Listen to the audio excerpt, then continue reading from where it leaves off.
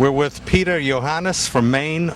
You're an artist, you're an author, and that mouse lives in your home in Maine? He actually does. This is a wild mouse that we found in our house. He was a little tiny infant. He was 1.5 inches long when we found him, so little that he couldn't eat by himself. He was just an orphan. We fed him with an eyedropper every 2 hours, night and day. And he became your pet? Well, he became someone who lives in the house. We tried very carefully not to make a pet out of him for the very reason that we wanted to let him go in the wild and have children, because he lives there just like us.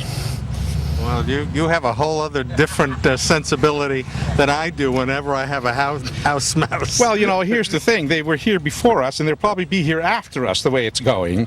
So, you know, we kind of have learned, since we live in the country, way on the Canadian border, we've made friends with these animals because you can't get rid of them because they're part of the place. Well, this is amazing. And this spawned a book. Yes. The book actually came about because my wife said, "Honey, before we let him go, can we take a couple of photos of the mouse?" And of course, you don't ask a photographer to take a couple of photos of anything because it just doesn't work that way. So we ended up taking almost 4,500 photos of the mouse. And with those photos, I made the book. Well, isn't that amazing? So good things come from a good deed. Indeed. I mean, look at this face, you know, what's not to love?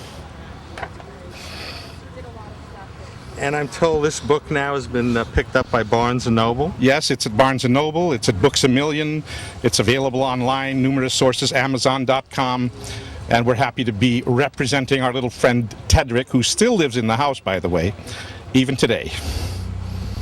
Wonderful, Peter. Pleasure meeting you here at the East Hampton Fine Arts Festival. Thank you so much. You've got the greatest story of anyone I've interviewed today. All right, be nice to mice, will you please? Come by and see us.